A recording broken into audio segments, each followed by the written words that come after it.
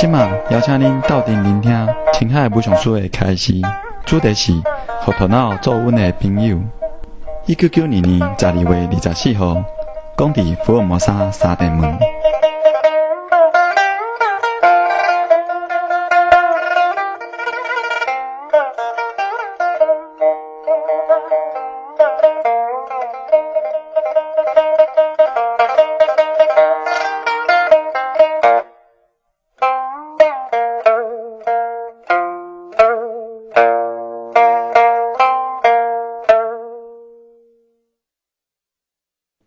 Any country which is in war cannot develop anything. Is that not so? Doesn't matter who win, who lose at the end. We lost everything, many things in between, right? Yes. So a peaceful country is still better than a war country. Doesn't matter what, right? Yes. That's it.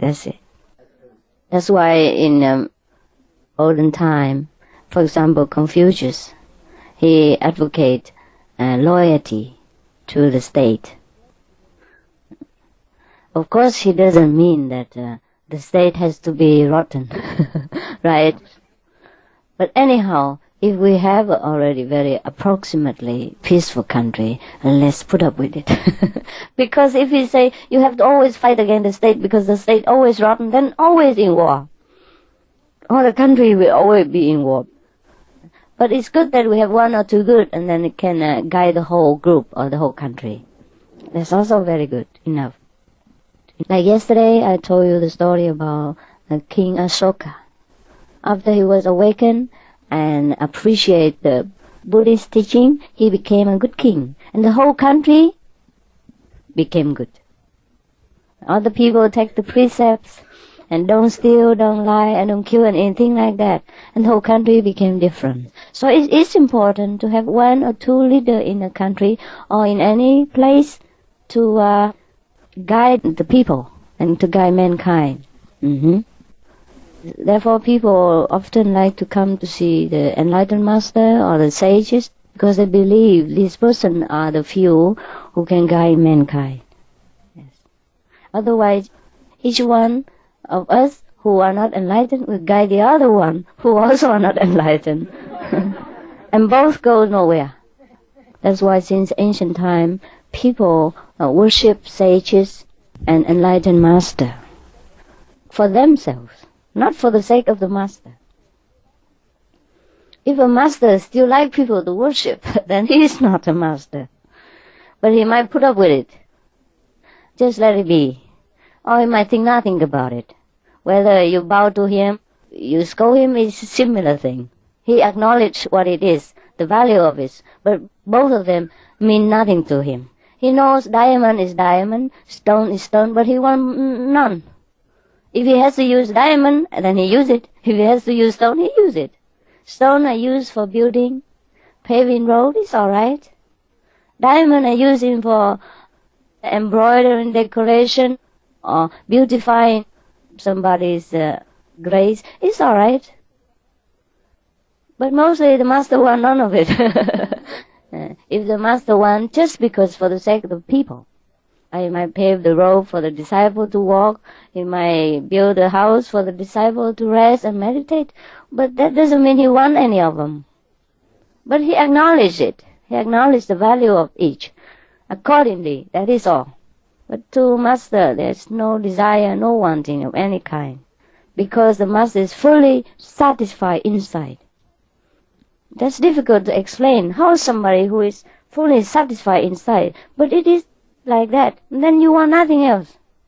Anything else come or go or come, it's okay. Come, all right, come, go, it's okay, go. I think you more or less experience this kind of taste now and again. Sometimes you know it, but because of the association with the mundane life, sometimes you lost it. But the master never lose it. And that's the difference. And we get it now and again, but the master always in that state. Doesn't matter what the outer circumstance or the appearance. Master always very fixed in that state. of non-desire, non-wanting, always satisfied. That's the difference. So when the master appears to be angry, it's not the same way as we are angry. Or when the master appears to eat, it's not the same way as we want to eat. Yeah, it's true. It's true. I speak from experience, huh? Self-knowledge, huh?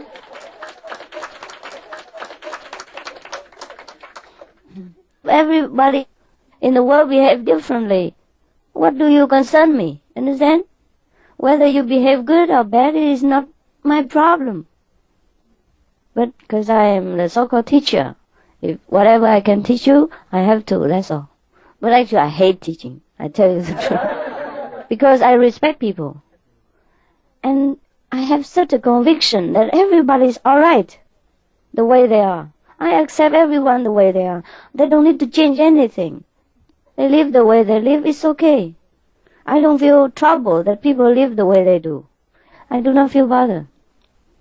That's why I feel I have nothing to teach you. I should not teach you anything. Absolutely. Many times like that. But because you gather together and then suddenly things come out. And then I can say something. Otherwise, I respect you very much the way you are. I do not feel that you have to come here and learn anything from me. But you always come.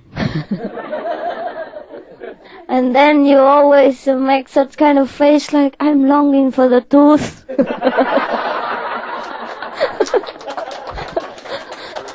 Please give me everything about the tooth, nothing else except the tooth. Then I would point to your mouth and say, you have all the tooth that you need.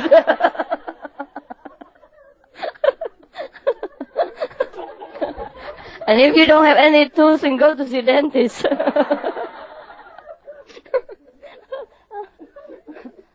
Even though you'll be liberated by believing the master, but you must also polishing your intelligence in order to help others. Even if you don't want to help yourself. Find your own wisdom, so that you will be more accurate in your work and faster in your movement and more useful to yourself and the surrounding, especially when you need it. It's alright if nobody needs you, then you're okay. You also feel good. But when it's necessary, then you can drive. It's not bad to have a driver license laying around.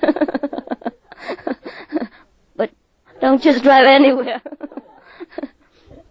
Some people sometimes ask me, well, Master say everybody has God inside. Why should we have to meditate? Yeah, practicing and not practicing is the same. We all have God. We are God. We're one with God and all that. But for God's sake, meditate, huh? Because even if you have God inside, but if you don't know you have it, it's no use. It's the same like that story. You have a treasure, but you don't know you have it. And you have to go out and just to earn 1 or 2 pennies every day. While you have a big treasure in your backyard, your father left behind, you don't know. Even you have it all the same, but you don't know, so what is the use? It cannot benefit you, it cannot benefit your relatives or friends or anyone else. So we have to recognize our treasure. Having it and recognizing it are two entirely different things. Having treasure and knowing we have the treasure and using it is two entirely different things. You know it. It's so clear, huh? Right. So, I say to you, you are no different from me. Yes, but you are different because I know my treasure. I can use it anytime, anyway, and you know half of it or you don't know it. Yeah. Still there's a difference. We are equal, but not equal. Yes. Right? If 2 men have treasure, the same thing, but one know it and make use of it and build palace and buy Rolls Royce and all that and use it and help the poor and that, and the other one, his backyard has same treasure, but he doesn't know it, he still have to go out and earn money or do whatever necessary. Understand? So both are equally rich, but both are not equally positioned. Right? Because we all have the supreme power, Just we don't know it, so we cannot say we are supreme. We say it because we hear somebody say it's different. We don't have no supportive power behind it. But when we truly know it, we can say it without even having to raise our voice or to stick our nose up to the sky, right? Very easy. Say, I'm a doctor, or I have a PhD. I graduate from Oxford University, etc. Very easy and very just casually mention it, right? It's just like you're married. You know for sure that you're married. You have a wife at home. So you say, I'm married. Very casual. Nothing big deal about it. It's only funny when you are a doctor and you deny it. For the sake of humility.